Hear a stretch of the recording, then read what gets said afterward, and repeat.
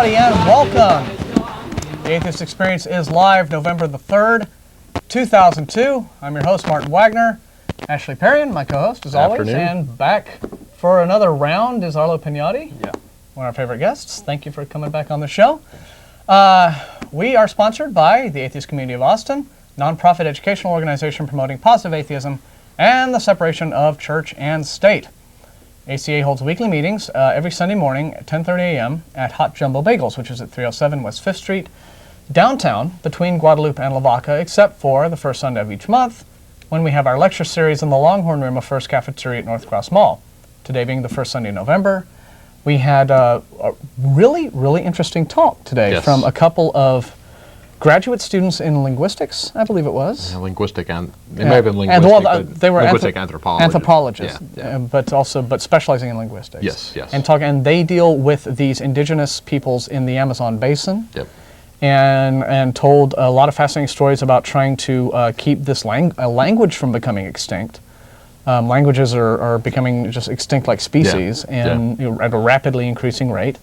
And they also talked about the really pernicious effects that missionaries have had on these indigenous peoples. And not just going in there and suddenly bringing all their Western diseases in, and suddenly you have like this population of 10,000 is down to 500. But also apparently just the way that they have wormed their way into the governments of the countries down there, like Peru, to where they can control the language education in these groups. And but really, when you get right down to it, according to these folks, the only interest that these missionaries have in these indigenous languages is translating the Bible into them.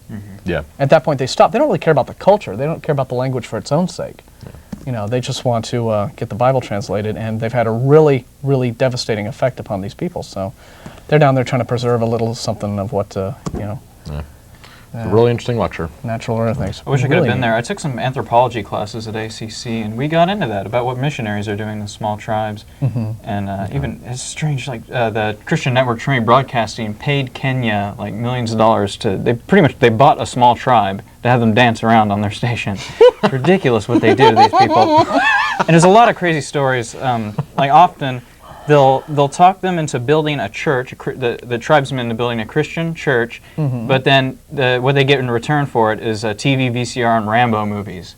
And they show these, there's a documentary on these, and they show these tribes people, they're so innocent, but then they sit there and they're watching Rambo. They get more out of Rambo than they do the Bible. The Bible's pretty violent too. But because now they probably just show them, Omega Code or something like that, right?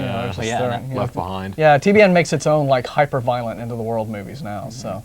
I don't think that's a good thing, what they're doing there. Well, anyway, that's a bizarre story.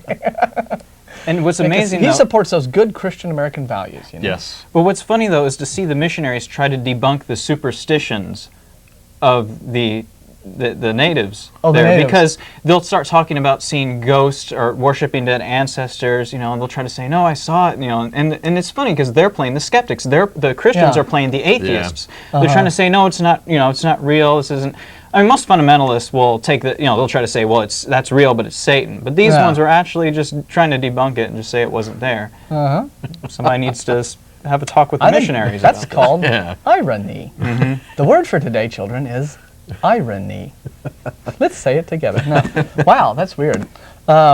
I had no idea TBN was like handing out Rambo tapes. That's hysterical. No, it was another church that was doing it. TBN they were paying off the government. They were just hiring a bunch of tribes people to dance and do stuff, right? They don't have to pay the tribes people. They pay the corrupt government.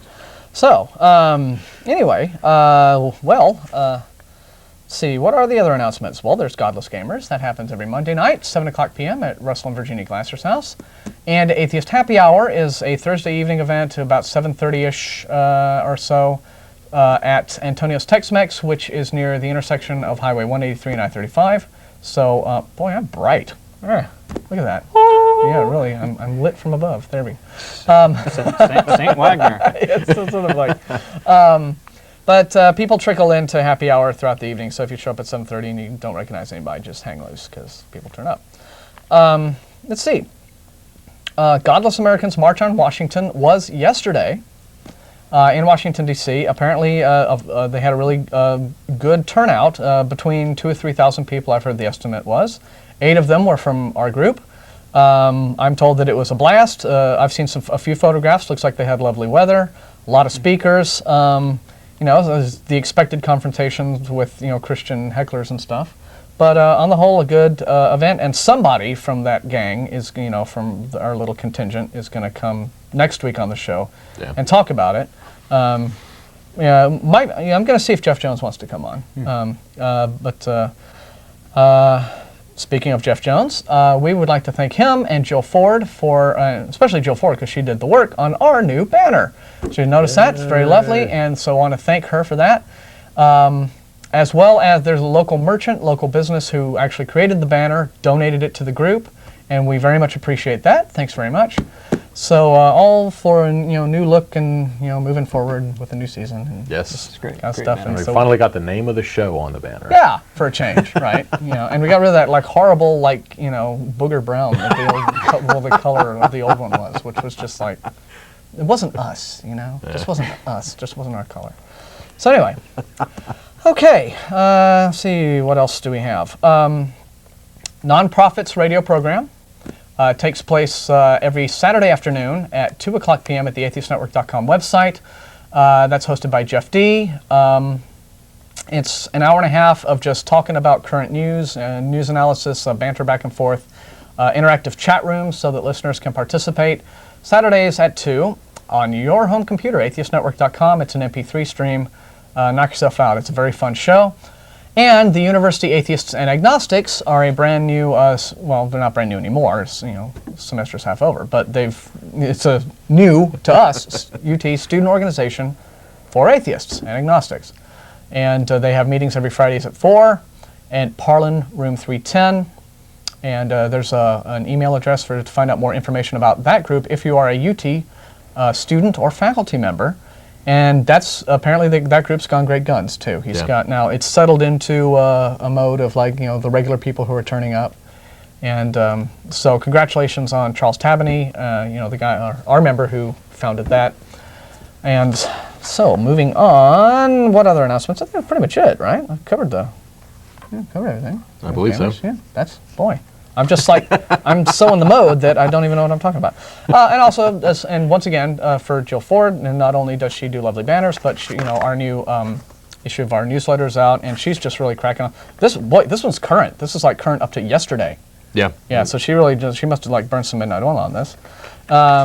So reports on the march and some other stuff, and of course in the back we have the lovely Martin Wagner member profile of the month thing. Didn't even know it was you. Yeah. Okay. And so there's a newsletter there, and really good layout, good stuff. Talking about the Freethinker Cenotaph, which has been a new one, has been dedicated in Comfort, Texas. There was a big flap some time ago about the old one essentially having been pretty much removed from its location by people who didn't like the fact that a bunch of atheist German immigrants have such influence in Central Texas history. And of course on the back, for those of you who just can't get enough of me, I'm the ACA member profile of the month, and this was fun to do, right? It's just a little interview thing. But you can't really see it, but boy, I mean, I look like an asshole in this picture. I'm sorry. Look at this. Look at that smirk. Yeah, I mean, I'm sorry. I did, I don't have to be crude, people, but I mean, this is, we tell the truth on this program, and camera doesn't like. Well, look at me. I mean, that's a smirk, isn't it? That's not a smile. Yeah, that's all right. No, I look like I just sold a guy a used car. He's driving off. It's like, wait till he looks in the trunk. I mean, oh boy. So, anyway, Martin Wagner, occupation, asshole. All right, I don't know. It's fun. That's it's all right. cute. I look like a serial killer on my license, on my driver's license. Well, They're like, there you they go. say, open your eyes wider, wider, wider. Yeah. And then they take the picture, and Yeah, that's the way it works out. yeah. Crew's out there going, oh, Martin. It's like, have you ever watched NYPD Blue? Come on, talk like that all the time. All right. No, I know that was just me having some fun, but gorgeous new newsletter. Thank you, Jill Ford. Yes. All right, so that just pretty much takes care of it for announcements. Thank you so much for watching the show. If you are a new viewer to this program, it's a live call-in show. We take calls from not only other atheists, but Christians who want to talk to us. and ask us questions about, being an atheist and why don't you believe in God and stuff like that. And we will put that live call-in number up on the screen in a few. But for now, if you want to find out more about our fine group, you can visit our website at atheist-community.org and learn more about us there. So I think it's time for the news with that guy, Ashley Perrien. How you doing? Quite well, quite well. Let's see. So, okay, a couple months back, they had that little brouhaha that broke up about the Boy Scouts of America and not allowing gays or atheists in anymore. And they had a Well, they never have. I mean, well, they never have, yes, yeah. but for some reason that just came to light. Yeah. Exceptionally in the last couple months for some reason. Well, they found a few and made a big deal of kicking them out. Had a brouhaha about that. And now they've got another one on their hands. This was an Eagle Scout, Darrell Lambert. And he was at a group meeting with them, and it came out that he was an atheist, and that traveled up the chain. Yeah. And they said, okay, you have a week now to either renounce your atheism, apparently, and become religious and admit that there is some higher power. A week to believe in God. Yeah, or get out. Yeah, and while you're at it, think real hard about that tooth fairy too. Yeah. Yeah. Just to think that they can give you this time limit to just decide that you believe in something that you don't believe in is just beyond absurd. Yeah, and he's basically said that it's simply not going to happen, of course. Yeah. If anything, they should give a 1 week waiting period at minimum before believing in God. Just give you some time to think about it. You want to join our church? Okay, well, we've got a mandatory 1 week waiting period. Yeah, that's right. There should be a Brady law for a religious conversion. That's it. You just want to make sure you're not going to drown your children or anything in some epiphany. Yeah. And so basically they gave him a week to convert. Yeah. And he is essentially now going with the rest of the troop, trying to find out, trying to get some support for him and stuff like that. Well, the rest of his fellow scouts think he's great.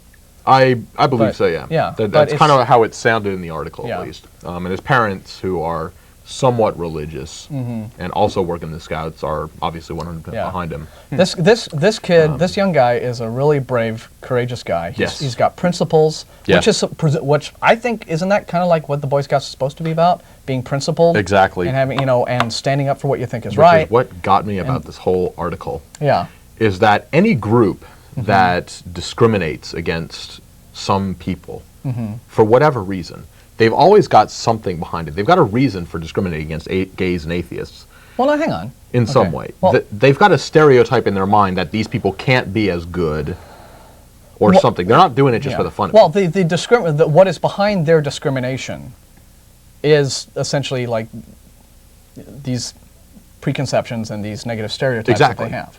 Okay, it's stereotypes. All discrimination isn't necessarily. I mean, ACA discriminates, right?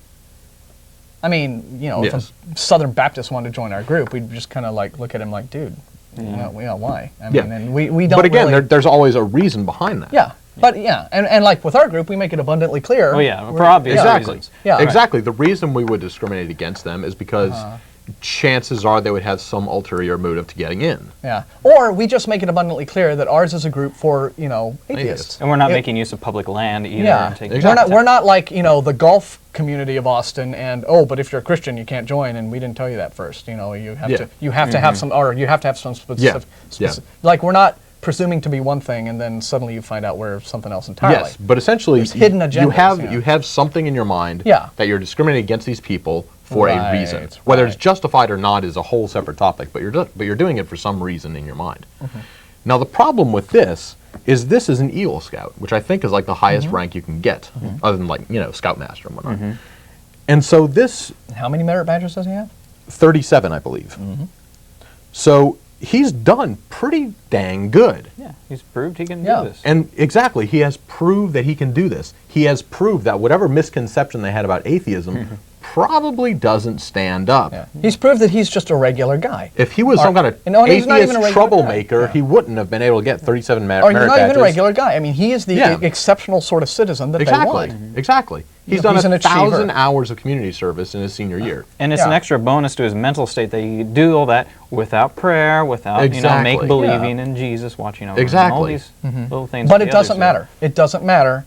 Yeah. If you're not, he didn't check the box saying I believe in a higher power, and so they're going to kick him out. Yeah, which are there's two really negative things about this. Well, there's a whole bunch that's really negative. But, sure. But the saddest things about this whole incident, there's two. First off, we've just found out that, all these, being an Eagle Scout and merit badges, scouting has existed for now, for over a century. Yeah. And all this time we've thought that, winning merit badges in the Boy Scouts meant something. Yeah.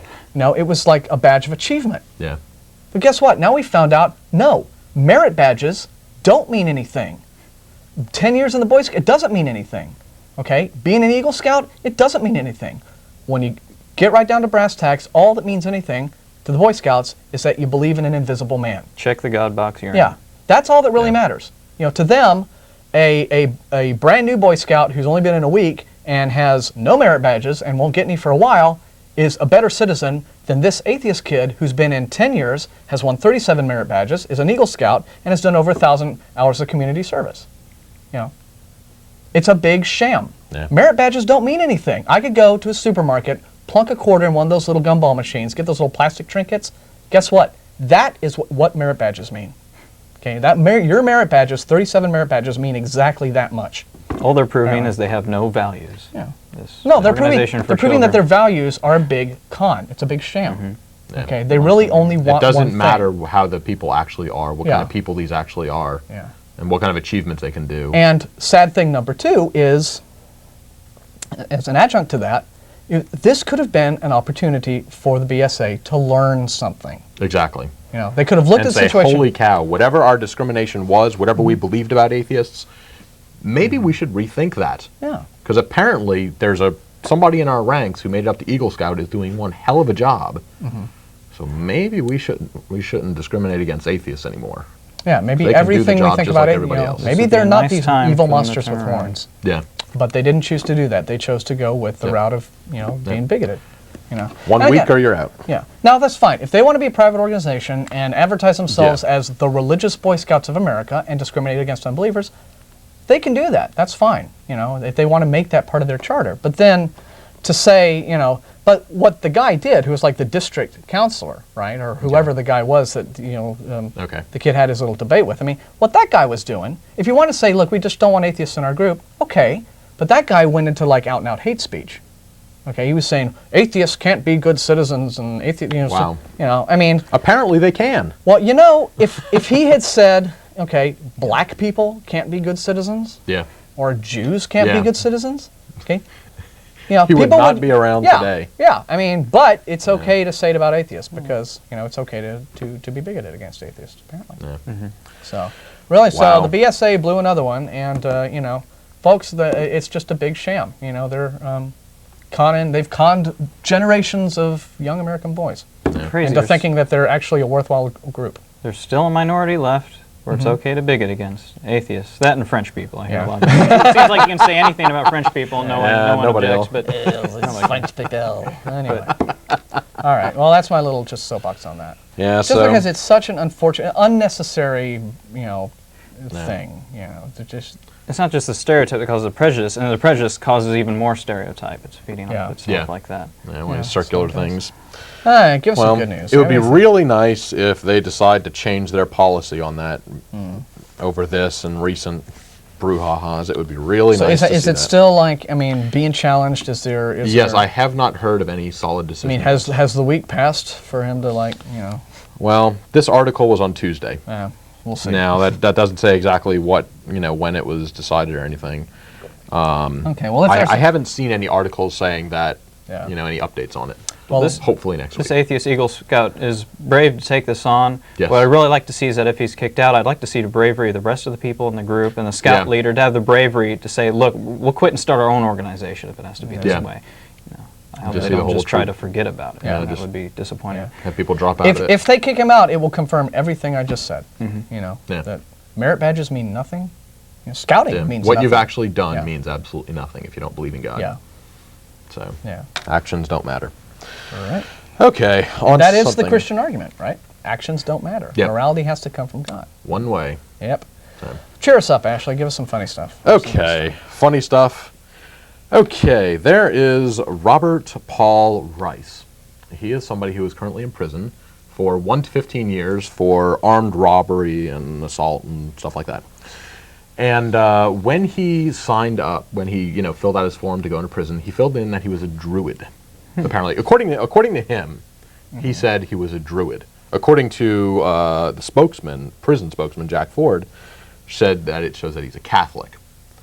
Anyway, regardless, what he's saying now is that he is a Druid, and he is a Druid that follows the order of the vampire.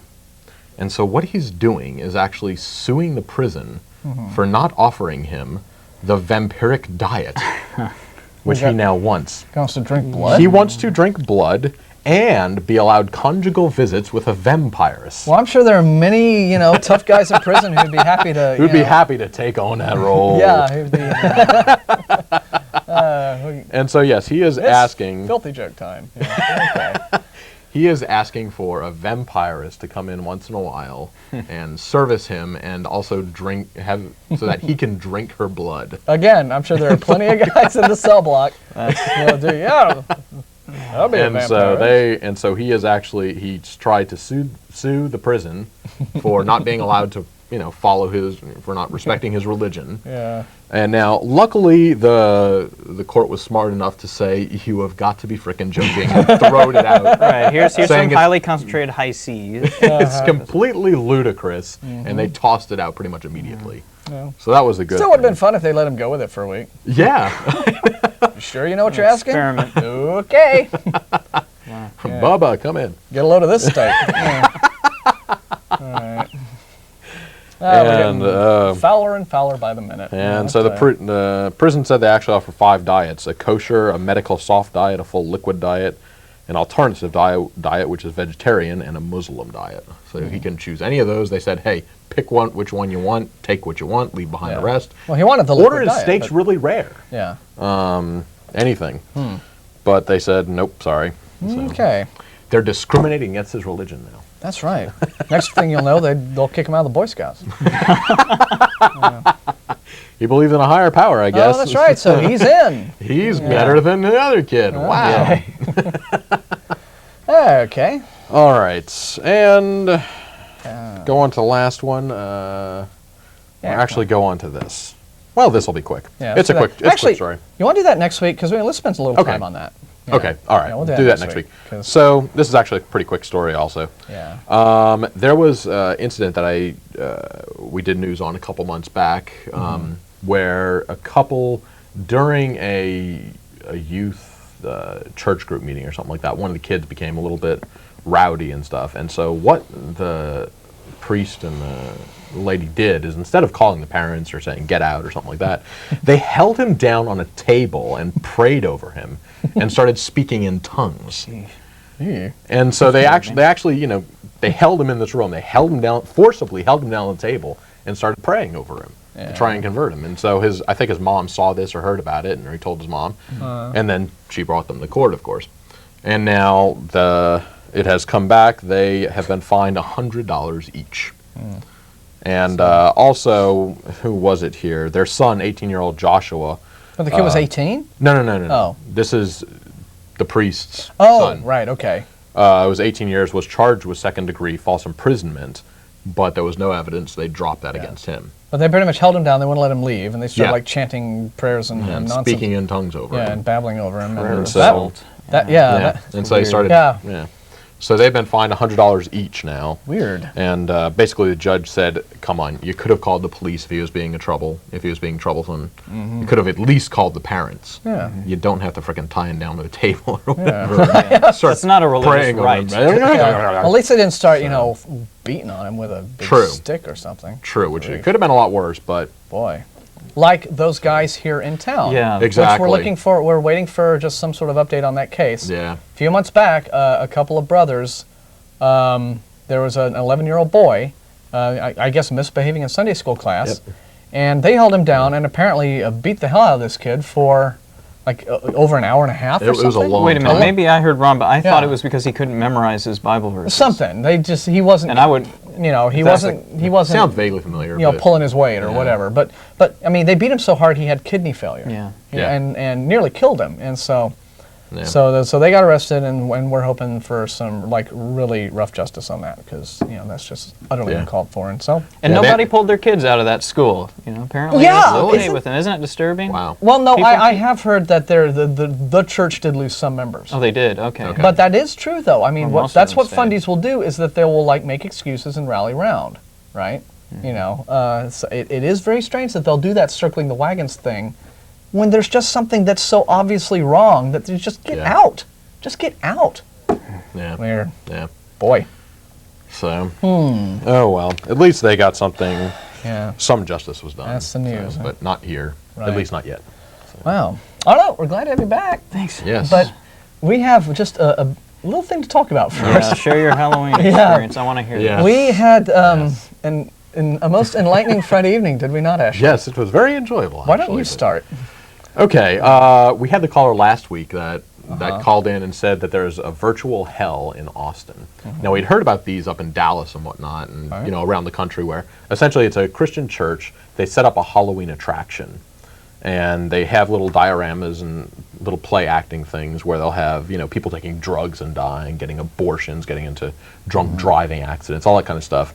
They show all these nasty things that can happen. They bring you down into hell. And then at the end, they'll try and convert you over. They'll, pray over you or something like that. And so they had one in Austin. Apparently, it was the second year that they did it. Yeah. And so we all went out to that. Yeah. And there are 4 of us. So you, yes, it was 4 of us there. Actually, over there. One of our crew. And another one, and one of our list members. Yes. Went out, met us out.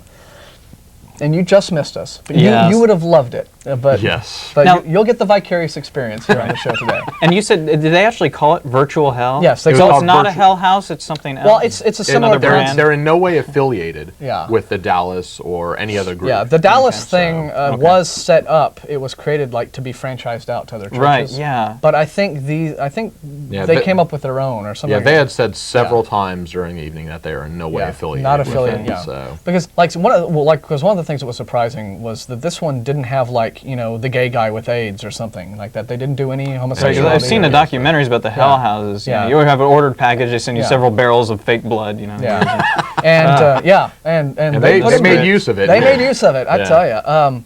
The weirdest. See, the whole thing is I figured the term that I use to describe what we saw Friday night is Christian pornography. That's basically what it is. But it's designed to appeal to your emotions at the most base level. I mean, there was nothing uplifting about it, right? There was nothing there that was designed to appeal to your higher intellectual, Lots of blood, violence, screaming, gunshots, fake smoke. All of that. I mean, I have Italian horror movies that aren't as gory as this, on DVD, right?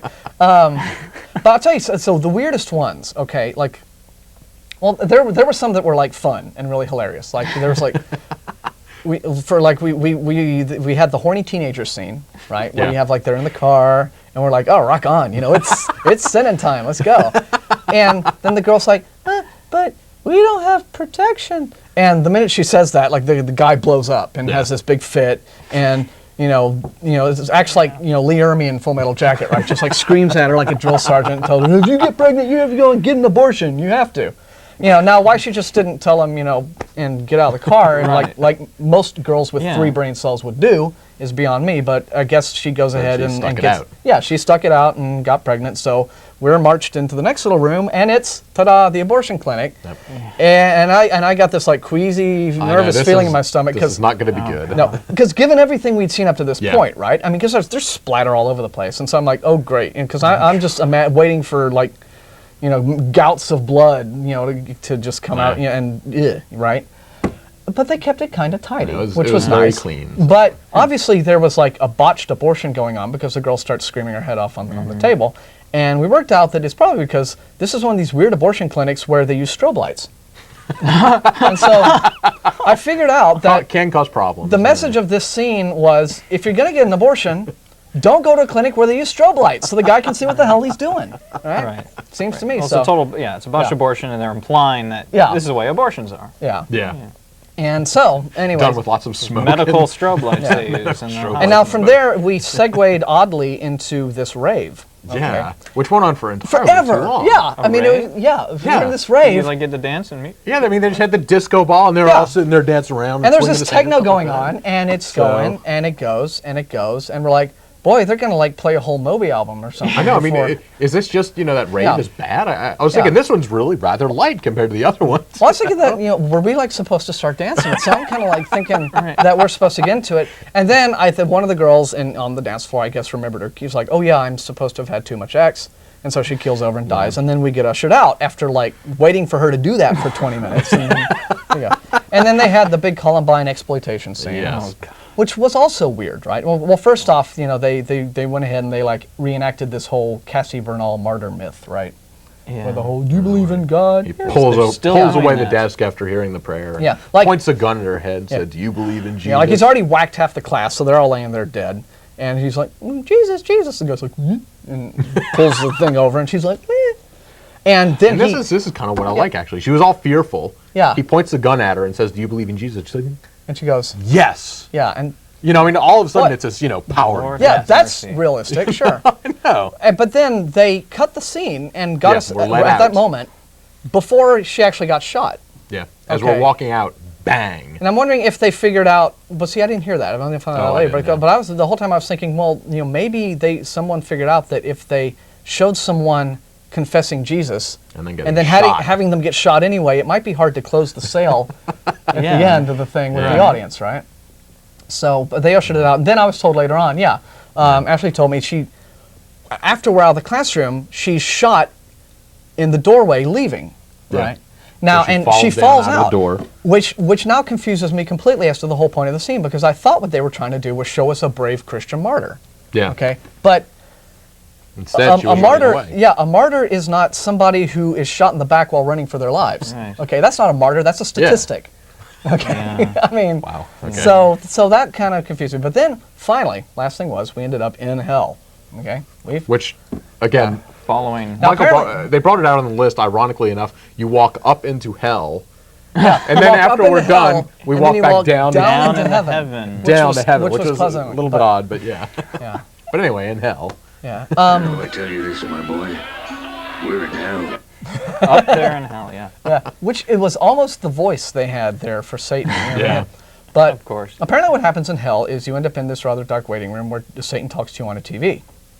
And then after he talks to you on the TV, you go into hell. That weird CGI one that they Yeah, had, yeah. yeah. And Yeah, I don't know what was up with that. so then we went in, and this is where the whole experience got really kind of odd. Because, As if the opening is that door where it wasn't got odd? no, this is where it gets odd, okay? Because, Okay. no, it's been like odd up to this point. Yeah, somehow I thought it was But now already. Now it's twisted. Yeah, now it's odd with like a capital Ah, okay? It's like really odd.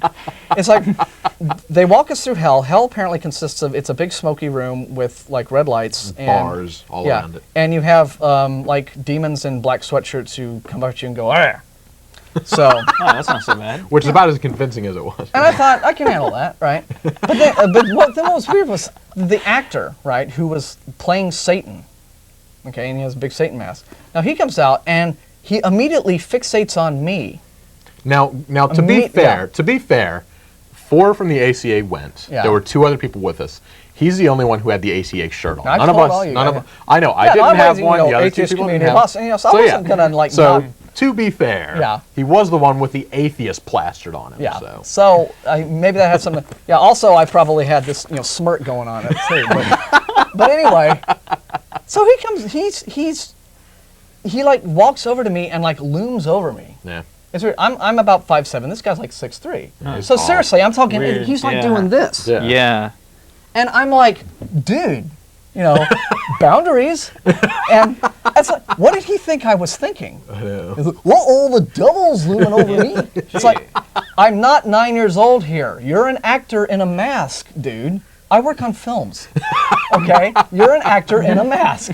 I mean, what did he think I was Know how this works. So he went through this whole routine. He kept calling me Mr. President. I know. I was wondering, why do you get to be president? I don't know. Was he acting out some fantasy or something? I don't That's weird. I don't know mean, what president had to do with I'm this. flattered, but I didn't quite get that. But then he hit me with Pascal's wager. Well, most of More what or less, right? most Well- of what I heard from him was mostly that if you're living like there's no God, then I've got you right where I want you, and you better hope that you're right. Which is Pascal's wager, right? Well, it was when we were leaving. Sort of when we were leaving, they explicitly said that if you're a Christian, you have nothing to lose. Oh. And if you're atheist, then you do. And so, I mean, I explicitly heard that being said. Okay. And so that's what I mentioned to you. So that is Pascal's way. So. Well, then we left, right? And then they had their little. And you walk out of the darkness into this completely bright, painted white room with the curtains on the wall. And with descend and stuff. Yeah. Yeah, you walk down into it. Yeah.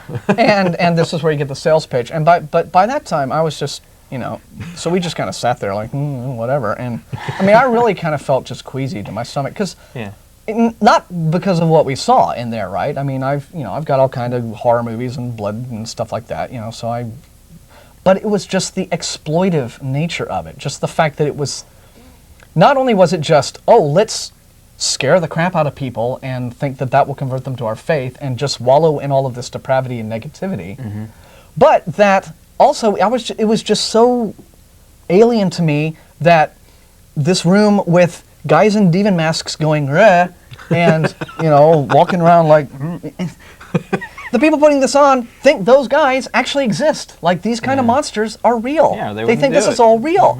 And to me, that was just like, I'm in a Twilight Zone episode. I'm the guy who wakes up and it's like, and everything it was just so odd. It was like walking into another world. Yeah. Just this weird world populated by people who just have strange ideas about what reality is. And their world, not ours. And so I was just kind of like, I was just bemused and just kind of turned off by the whole thing, so I wanted to leave. And then we tried to leave and tell the folks what happened after we walked out of the building. Before even that, I thought it kind of odd, too. I noticed before we actually went into the building, by the door where the exit was, they had a lot of people hanging out there. I couldn't tell if they worked there, there were people that just left or whatever, but they had people hanging out there. When we walked into the prayer room, the final room where, you're going to get converted, they already had, like 6 people in there or something, and I was kind of confused because... They had them there that long? Yeah, I mean, I don't know. They have groups that come in before, and like every 5 minutes or so, they would let another group of 6 people go in. It wasn't from the previous day or anything like that. Well, no, not that long. But there were like 6 people in there. Yeah. And so, we all walk in, we sit down. She actually said, sit down in the front row. Which I thought was a little odd. Yeah. So, but anyway, we all come in, we sit down, and we get this prayer about, God's free gift of love, and they gave that, they said free many times. No, it wasn't free, it was $10. Yeah, I know, but the love is free, but the instruction on getting it is not. Yeah, but the scaring the crap out of you is $10. But the love is free. Yeah. But anyway, they had a lot of that, and then at the end, they had now everybody stand up and pray with us. And they all stand up, and we 4 just kind of, Just like... I must have missed the argument, for why the reasoning behind it. We missed, so we sat down during that. We didn't say anything. So it was like scare you, but here's the nice thing, and it was emotional appeals. Yeah, it was. We've spoken so many times on this show about how Christianity, just lacking evidence and actual facts, just resorts to threats and to scaring people. Yeah, terrorize. It's all about terrorizing unbelievers into coming into the fold. It's real symbolic of the way Christianity's been through all the histories, because the only positive things and promises are after death afterwards. In the meantime, you give up your resources to suffer in return. Yeah. And that's ideally you should be suffering in this world. You should not be enjoying it, according to Christianity. Yeah. So that was a little bit odd. No fun. So. But there was this sort of impromptu debate that ended up taking place out in the parking lot, and after about 20 minutes of it, it did go on for a while. It had attracted such a crowd of onlookers that the guy in charge of the thing finally broke it up, because I guess we were a bigger draw than Hell House was. But it turned into an example of the thing that's also typical, and I have had this experience before, where pretty much one guy did all of the arguing for their side. Yeah. And he went into the mode of, if I just keep talking and jump back and forth from topic to topic. And keep saying the same thing. Yeah, keep saying the same thing. Asking the same question. Then that must mean I win. That's the tactic. I've had exactly the same experience with a guy that I tried to talk, these like street corner tract handing out guys on 6th Street. Yeah. One time I actually tried to engage one of those guys, and it was the same thing. He would just talk a mile a minute, not shut up. He'd ask me a question. I'd get 2 words of my answer out, and he'd be into a whole question about another thing. And this was a very similar experience. And what did the guy do? He asked us several times about where, like, it was all morality. Yeah, like, well, why be moral if there's no God? Why be good? You know, what reason do you have to be good? And all of us answered him. All of us several times. All of us had a different answer for him. And what did he do every time we answered him? He talked over our answers and asked the same question. And then would tell us we never answered him. This is the only way someone could keep such a wacky belief system like that, is never listen to the opposition. You know, and I think I finally started to comprehend where he's coming from towards the end, right. is that his definition of good is meant that it came from God. Yeah. And so everything, you know, honesty, virtue, strength, you know, pizzas even, you know, I mean, they all came from God because they're good. Yeah. And so if he would say, you know, what point is there in being good? It's, well, because, you know, living in society has some benefits to it. Yeah. I don't have to grow my own food. Yeah. And he goes, so that's good, right? Along. Yeah. Aha. You're like, huh? What? Yeah. Oh, yeah. Well, I think ultimately what he was trying to indicate, like you said, was that the reason atheists, he wasn't denying that as atheists we were capable of good behavior. It was just that that good behavior came from God whether we realized it or not. Exactly. And we were trying to say, well, no, I mean, you know, we think of human beings just have come up with moral rules over time based upon learning these things, learning how to get along with one another and how to survive as a species and get along. Because if we didn't get along, we'd all be dead. Here. I mean, but he kept wanting to go back to the emotional appeal of it all. Yeah. But then again, also, what is at the root of his whole point of view on that clearly was, what did we just experience, right? Yeah. This is the threat of eternity. Oh yeah, I'll get to that in a second. This is the threat of eternity. You know, if you don't follow the rules, and if you do follow the rules, you get to go to heaven. And that's what Christianity is all about. It's the desire to get into heaven and avoid hell, which is the reason under Christian moral guidelines to be good. So remember, when Christians ask you, if there's no God, why should I be good? What they're really asking you is, take away my prize, and why should I be good? Yeah. Take away my reward and my fear of punishment, and why should I be good? Yeah. That's what they're really asking you. I mean, because Christian morality is really about what's in it for me. Selfish in the most childish way. Yeah.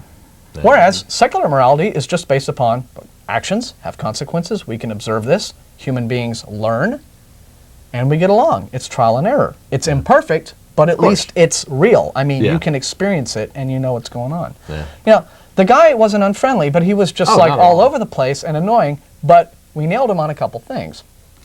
The first, not the least of which, was getting him to admit, like we did on a caller on this show one time, that if he ever stopped, if for some reason he stopped believing in God, you know, I said, would your behavior change? Would you go out and start hurting people and committing crimes and being violent and psychotic? And he said, sure.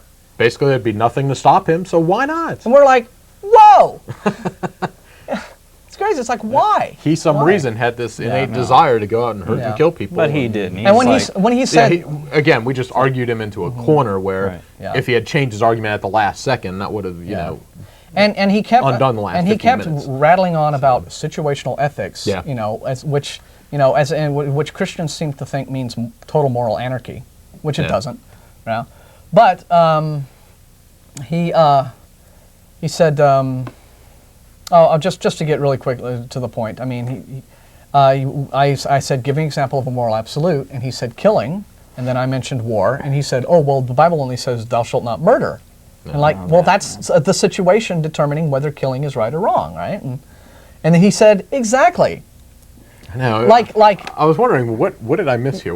So he went, like in a heartbeat, he went from repudiating situational ethics to agreeing with it, but then acting like I was coming around to his way of thinking the whole time. Yeah. It's fuzzy thinking on their part. I've seen that happen on the show all the time. When you corner them and you make a really good point, they think automatically by saying, well, exactly, as if, and then they just hope people will think, I guess they proved themselves wrong by saying that really reasonable thing. And basically, we were just asking them also, you know, where, you know, we have, you know, things like justifiable homicide, and stuff like that, self-defense, first-degree murder, stuff like that. You know that, you know, this is how we differentiate based on the situation. Yeah, that's how. What's actually going on. He said our laws and come he says, from the Bible. and where does that come from?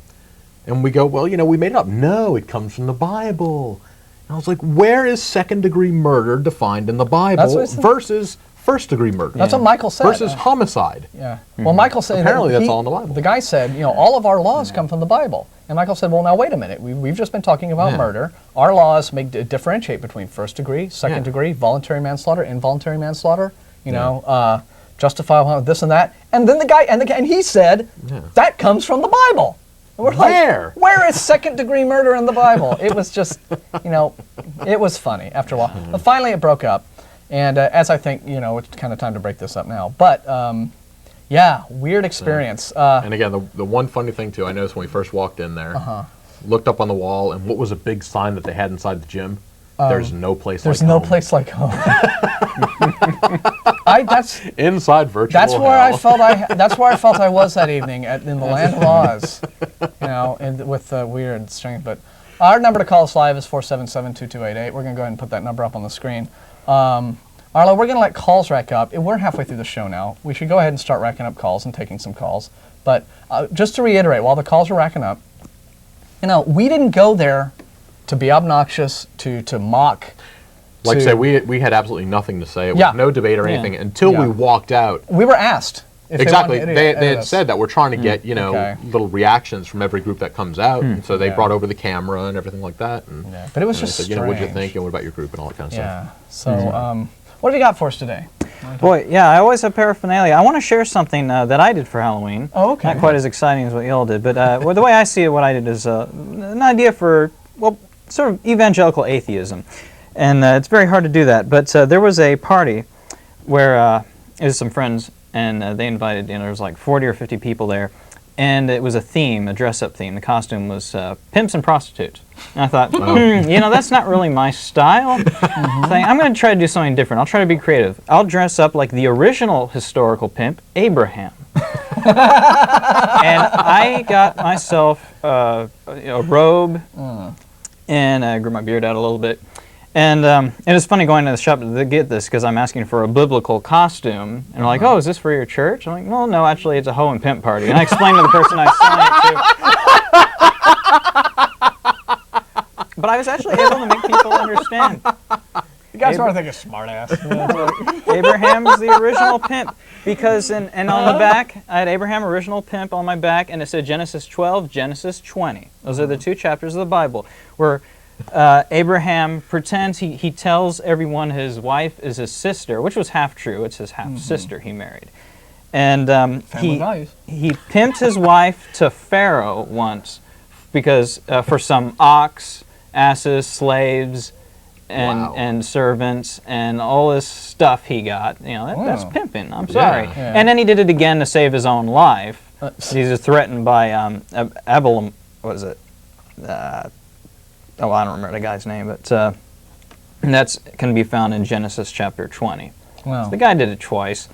And not a very moral character. And it's interesting because everybody was coming up to me and asking me about that. I was like, well, what does that mean? And I pretty much did a did a little Bible storytelling at the party. You got to witness to them. Right, that this is not, you got to witness right off the bat, right, even starting with Genesis, the Bible is not the most moral thing. And no one really argued with me. No one could. And anyway, they weren't in a position to, because what were they doing at a hoe and pimp party anyway? Chances are I was pretty safe. Pull out their Bible and say, well, that contradicts, So I was pretty safe because of that. Wow, awesome. Wow. Did you want to show that chick track there? Because that might segue into the rest of what I have. Or well, maybe, do we want to go into that one frame, or maybe go the whole thing? Or I can just do non-chick track stuff for a change. Yeah, I can say we had a lot of that last week. I got some actual items here. Yeah. And we'll do a couple doodads while we wait for the names to come up on the phone line.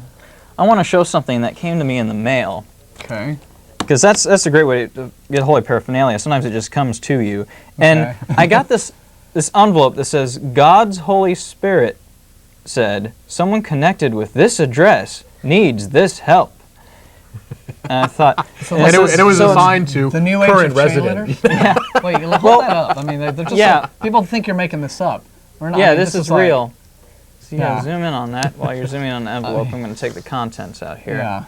I mean... We don't make this stuff up, folks. Someone connected with this. It says the Holy Spirit is in this envelope, so I was like, oh, maybe I shouldn't open it. And it's like a genie in a bottle, Don't hold it out. And I pull it out, and you get this thing that says, God is doing something new.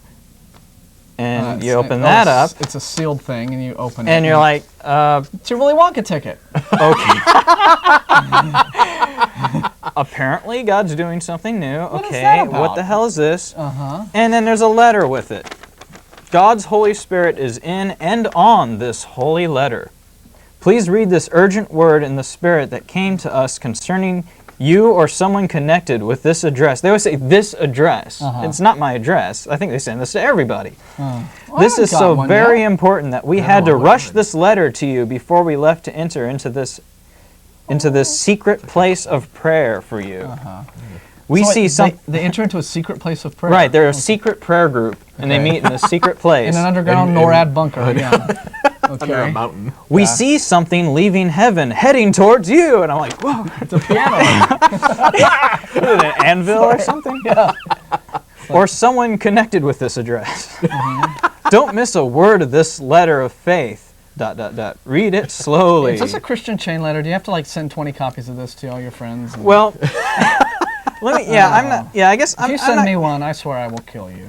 I'm sorry. Well, no, actually, if you include the gold thing. Yeah, that's kind of nifty. Yeah, let's see if we can. Now, of course, I can't shiny. Does it I explain can't it in there? reproduce that. Sort of. It says, it is so unusual for these things to come about like this. We have had the utmost unusual spiritual feeling concerning this address. Concerning this They address. always say Well, then why don't they say what the address is if it's like this spiritual feeling?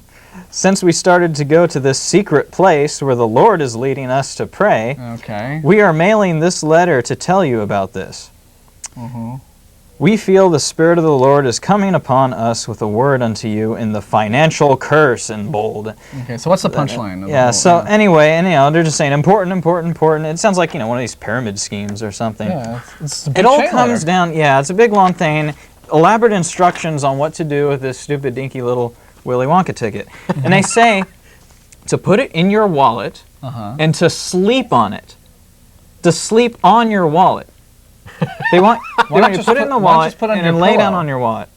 I don't know if that counts, but they say after 5 days of sleeping on this, your prayers will be answered.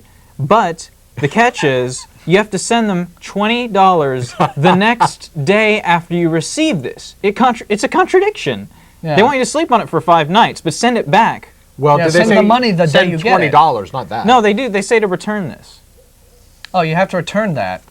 Yeah, and they got their little... Because this has your butt fumes on it from sleeping on it for 6 days, and so that way they can anoint it with their prayers, I suppose. Right. Because Actually, the essence of your rear end. You don't have to send $20. See, they have a seed offering of $5, $10, $20. I slept on this red and gold biblical contact, and I'm returning it for you to obey God with it too. I did a few other things with this red and gold biblical contact, and I'm returning it to you also. Yeah, that's pretty weird. That's just goofy. Okay, I mean, that is just really, really strange. So you got this strange Christian chain letter, and what's the number? I'm thinking 7? of writing these people. Oh. Do they have the address of where it was addressed to on St. Matthew 1819 Publishing. Yeah, that's it, the return envelope. Why don't you look up Matthew 1819, and we'll talk to Lawrence while we're seeing what that says. Okay, thanks for calling live call-in show. We'll just see what folks have to say about all this stuff, shall we? Lawrence, you're on the air. Hey, how's it going? We're good. How you doing? Oh, pretty good. I had an initial question, but I guess I've been sitting here listening to you guys. This is the first time I've seen you. Oh. And I'm just I don't know. You guys are certainly having fun poking fun at the Christian end of things.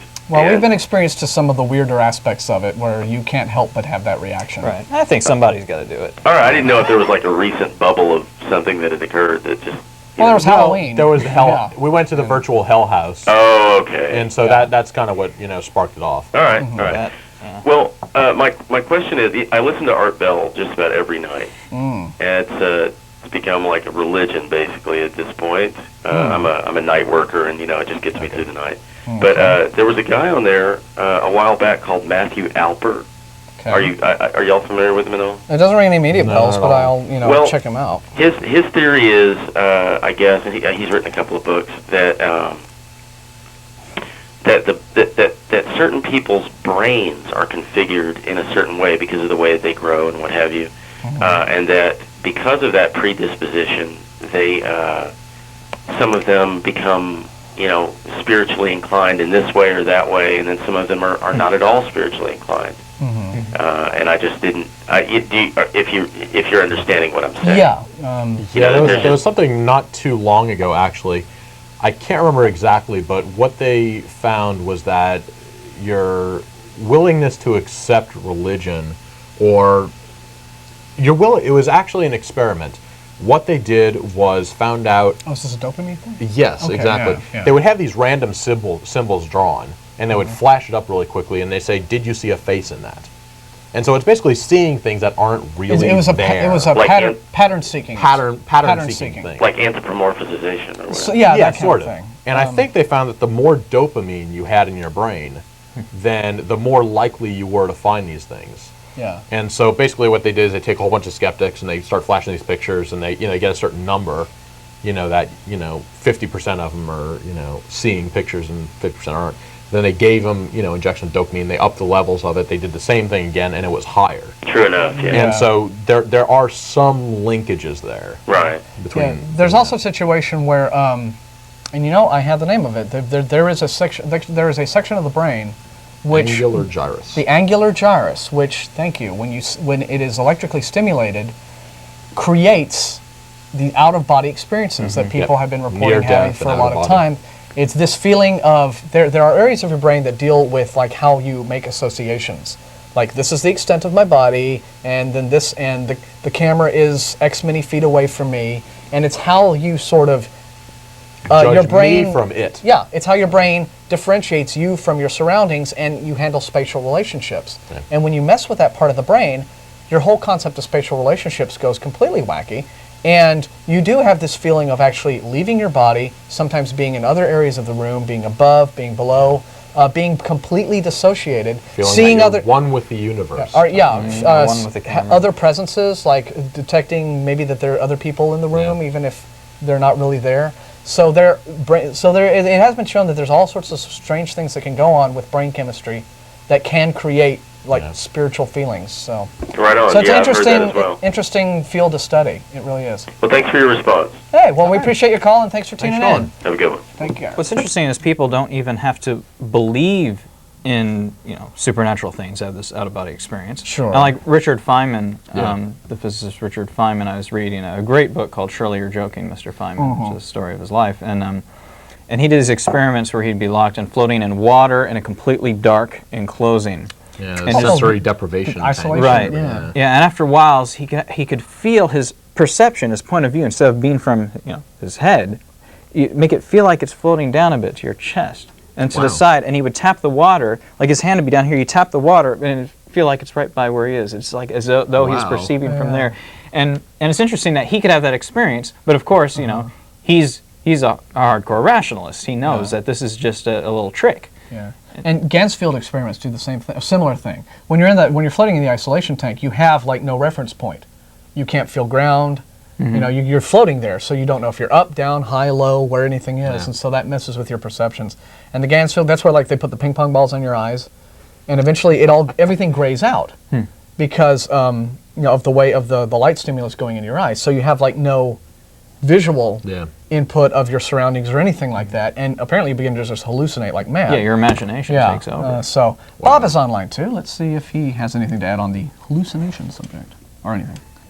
Bob, you're on the air. Thanks for holding. Hey, how you guys doing? We're good. We're having fun. Anyway, I have an interesting story I thought would be fun to bring up on your show. First of all, by the way, thanks for doing the show. It's a great show. Appreciate it. I'm a 6th grade social studies teacher at a pretty small school here in Austin, and been teaching the kids about the history of science lately.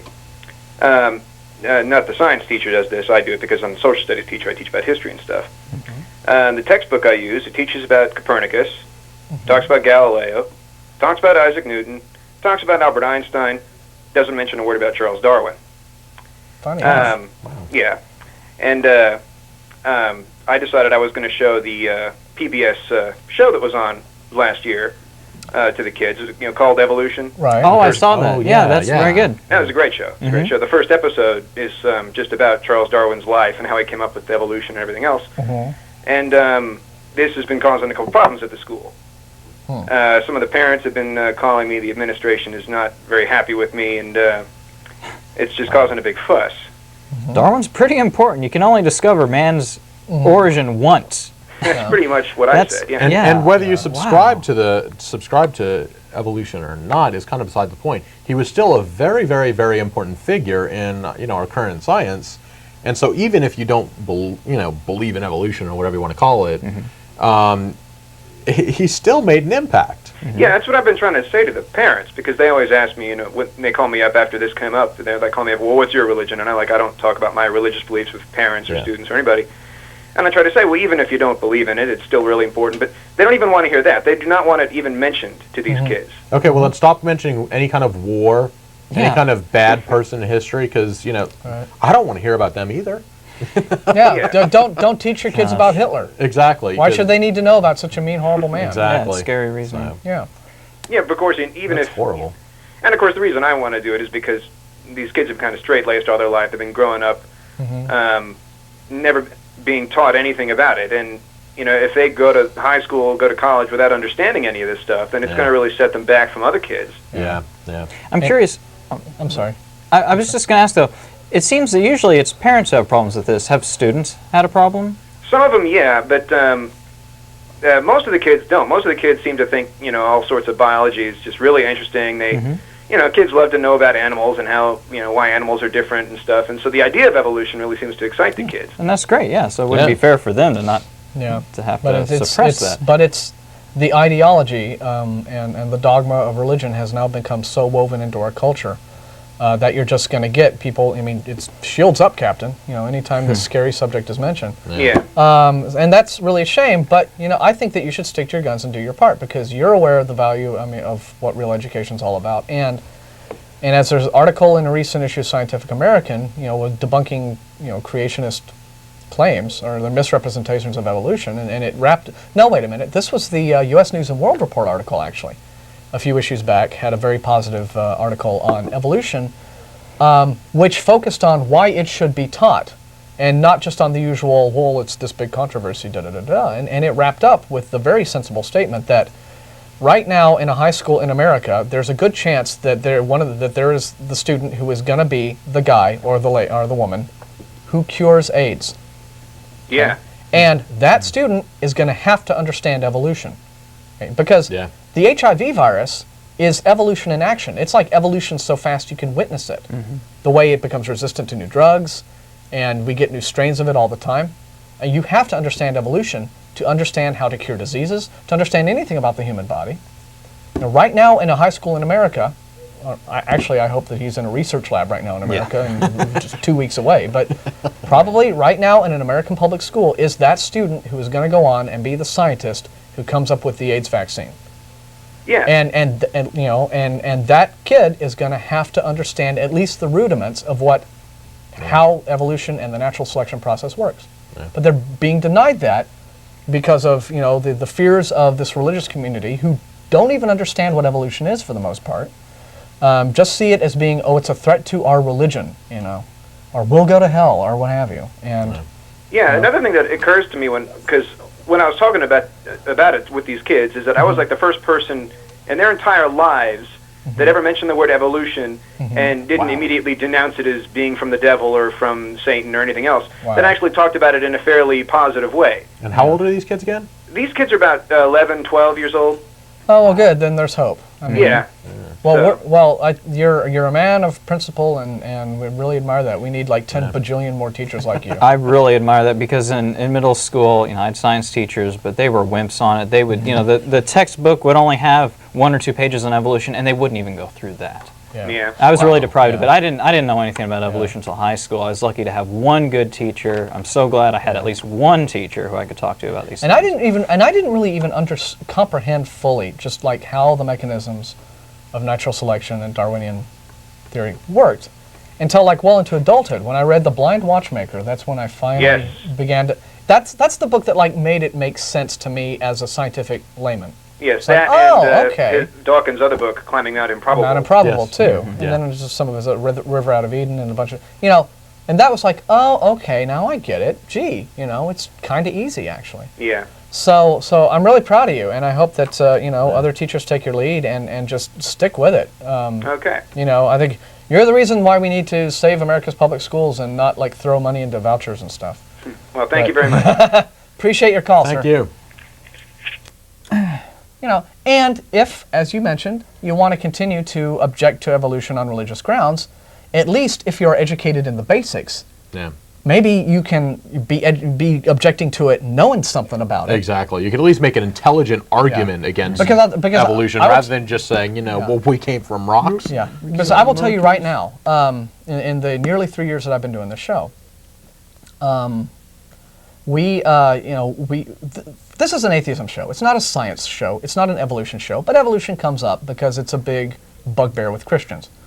But I have never heard a Christian come out with like this explicit, sound refutation of evolution from a position of really knowing what he was talking about. Yeah. We've had some creationists call who have, they have brought up everything from, they bring up all sorts of, all the negative emotional arguments like, oh, well, it like leads to racism and Nazism and not eating your porridge and stuff like weird.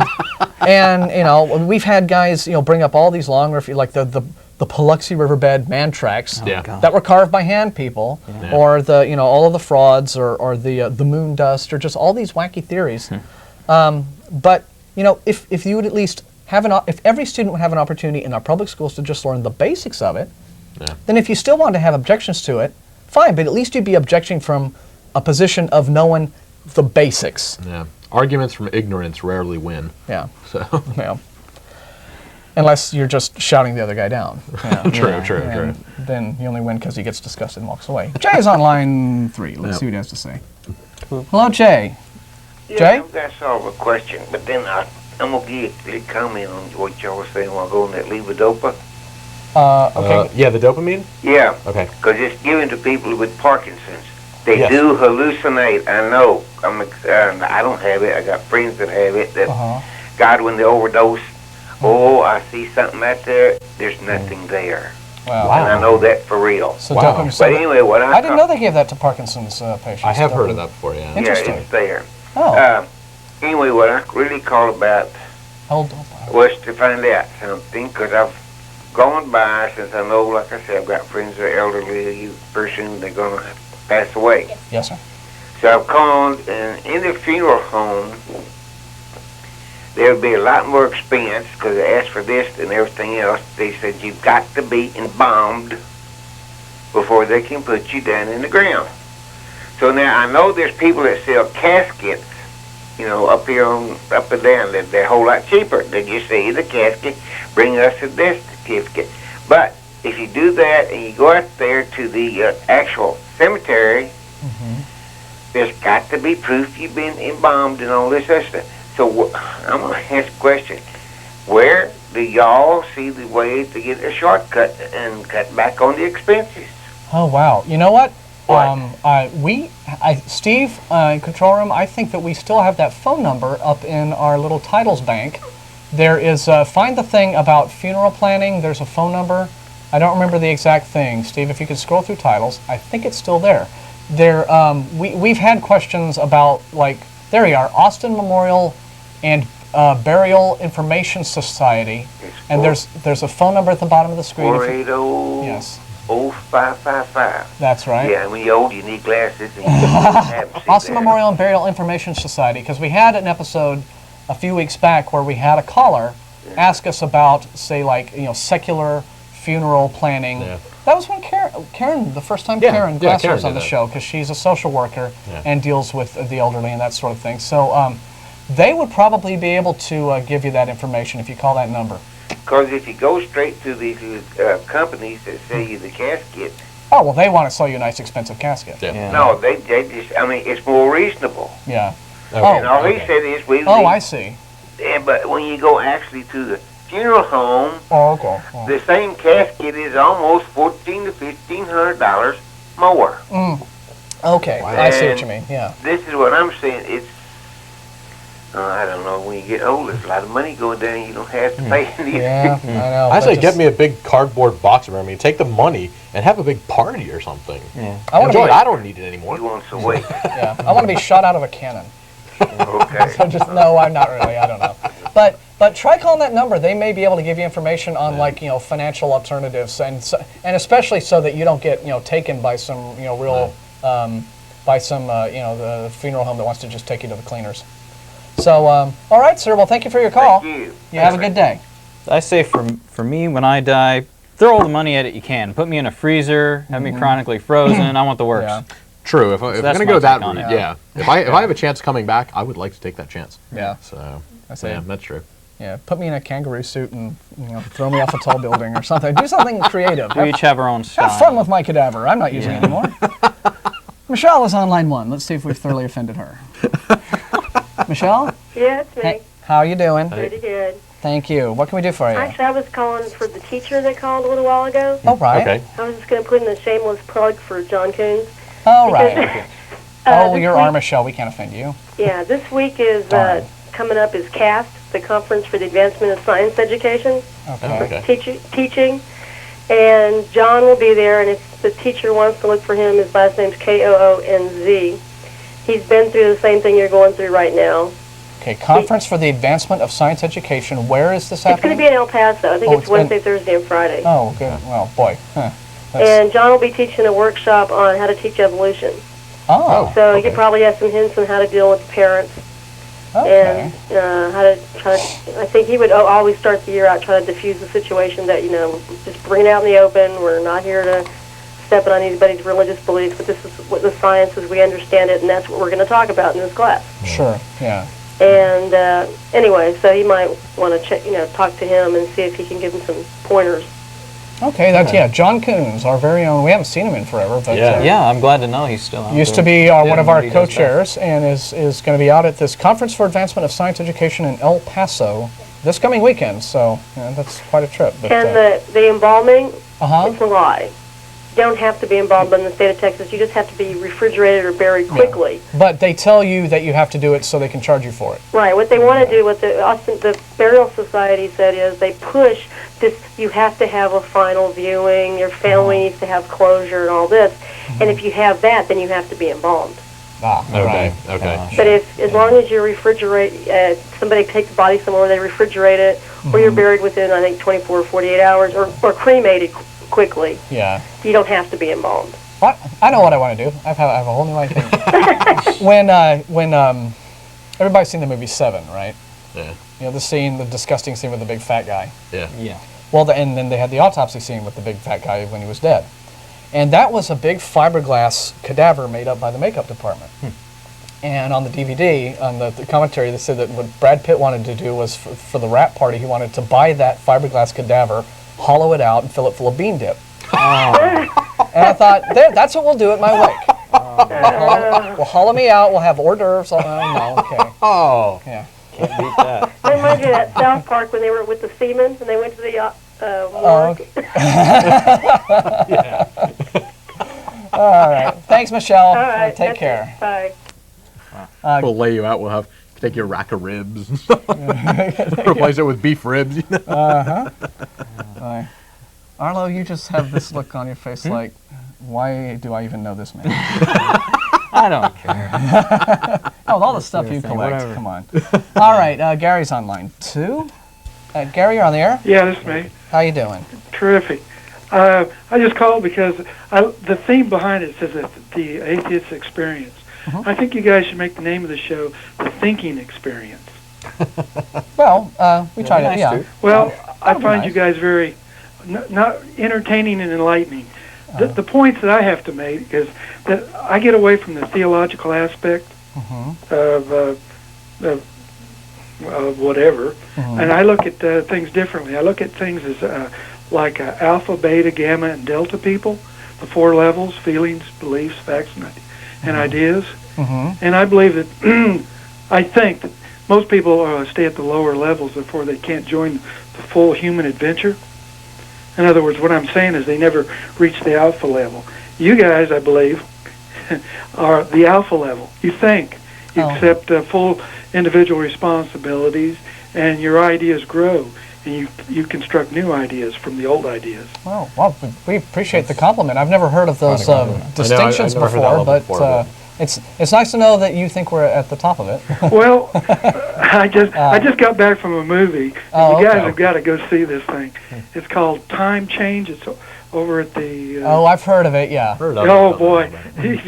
You guys need to go see that. It is a mess. I think I'll wait. We'll wait for video on that. We'll have that as one of our... That'll be one of our party nights. It's worth about $1 and no more. Okay. How'd you get roped in? Did you just go to see it for the heck of it and say, I have to see this? Well, no. Well, I thought it was like a time travel or something like that. And I said, this will be entertaining, you know? So that was the wife's idea, so I went. And she apologized when you could tell who made this movie. Oopsie, yeah. Wow. That's just for our audience who doesn't know. This is like the new big Christian movie that comes out. Oh. And its whole theme... Oh, is it? I didn't know that. And its whole... Well, it's not big. I mean, it has a tiny release, and I think it opened in 27th place, so it's not exactly big. But its whole theme gets back to this whole, like, no morality without God thing. Yeah. That apparently is the theme that the movie tries to sell you. Yeah, they try to put you on a guilt trip. Yeah. The thing I see you guys as is I put you guys in like a Galileo. Oh, good grief! No. Look. Yeah, what have we done? Okay, look, we enjoy thinking, but I mean, come on, Now listen to me out. All you're trying to do is get people to think. Well, and when everyone thinks the world is flat, and you're trying to tell them that the Earth rotates around the sun, and all the rest of the world is gammas, and you're just trying to enlighten them. Well, what we think are my basic outlook on life, and you guys can tell me if you share this, is that as a general rule, beliefs are only worth as much respect as the evidence warrants. I agree. So people owe it to themselves to use their critical thinking skills before they simply attach themselves to a belief for an emotional reason, because you could end up either just deceived, you could get hurt, you could end up making bad choices if you don't have like full possession of the facts, or you could just end up making really terrible mistakes in life, or if not that, simply if you accept the fact that, if you accept as a principle that it is okay to go ahead and believe in things that aren't true just because they make you feel good, then what value does truth have, really? Yeah. I mean, does truth have any value if, you can say, well, no, I prefer to believe in, frilly pink unicorns, and just because I like it, and I don't care if there really aren't any, because believing in them makes me feel good and makes me happy. And by the way, I also think that the frilly pink unicorns are responsible for the rotation of the Earth. And that's just wrong. And it seems to me that how it makes you feel ultimately is immaterial. What matters is just feeling good, or does truth actually matter? Does the reality that we can observe, that we can confirm with evidence, does that mean anything? That to me, I think it does. So that is the message that I try to get across in, the way I try to argue with callers and present my views. Well, with that message, I think that an atheist has more respect for life than a non-atheist. In the fact that you find life it gives it greater value. This is the only thing we have. Yeah. It has more value as an atheist than as a Muslim, as a Hebrew, as a Christian, as a Catholic, as a Protestant. It doesn't matter. Atheists actually respect life more than those particular groups, or those beliefs groups. Well, I think that the reason atheists respect life is because we see it as being this very temporary, fleeting thing, and the very shortness of it means that it has value. It has value. Yeah. What has more value? Something that is precious and rare and fragile and that you can lose, or something that is completely invincible and you never have to worry about losing it ever at any time? The only thing I want to say, guys, keep it up. Keep it up. I appreciate it. Thank you very much for your call and your compliments, and call us back sometime. All right. I'm curious. That movie, Time Change, is that really is that like a Christian science fiction film or something? Because it's basically a proselytizing movie that has some sci-fi trappings. Okay, I've seen the role-playing game version of that in the Christian stores recently. They had this tin box. It was called, I don't know if it was called Time Change. It was Time something though. Yeah. Maybe it's related somehow because it's about Christian time travel. You get to be a fundamentalist Christian who travels 1,000 years into the future. Can you go back and save Jesus? Well, no, into the future. In the future. Which is funny because isn't the world supposed to end soon? Yeah. You know? That's what's so funny. Is If you went 1,000 years in the future and you come back, it's like, guess what? I went to like the year 3002 and everyone's still around. There's like hasn't been a rapture. You know, I'll find the ad. When's it gonna happen? You know? I'll find the ad for it and bring it on the show. We keep being told we're in the last days here. What's the deal? Let's see. Well, Angie is on 3.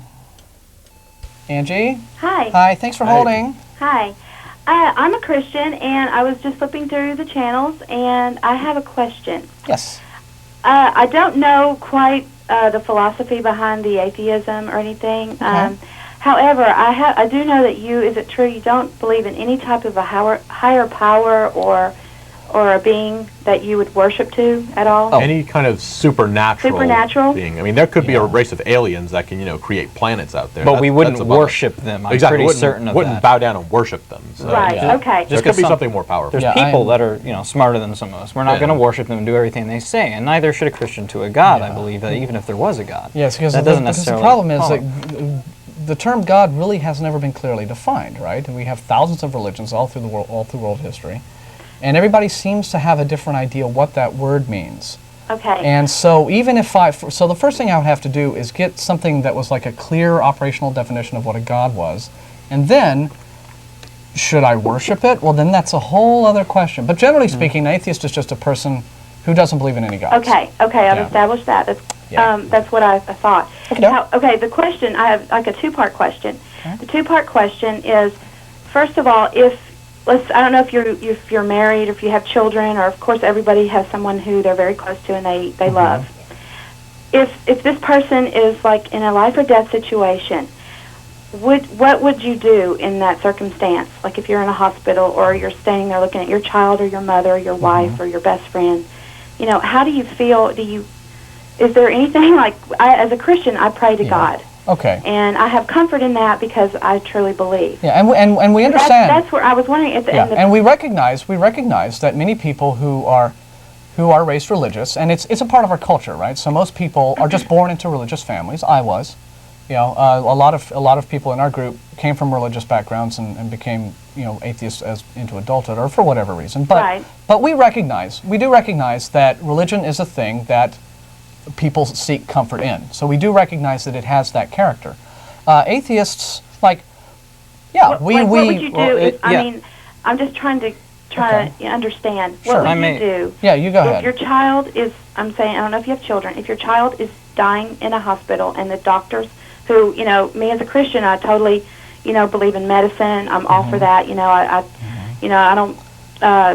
I would never not take my child to a doctor because, my church told me not to. I mean, I'm not like that. Yeah, you don't belong to, you're not a part of an extremist cult. Well, what I'm saying is, what would you do? Would we'll answer. I'd like to respond to that because you mentioned if any of us were married. I don't have children, but I am married. I have a wife.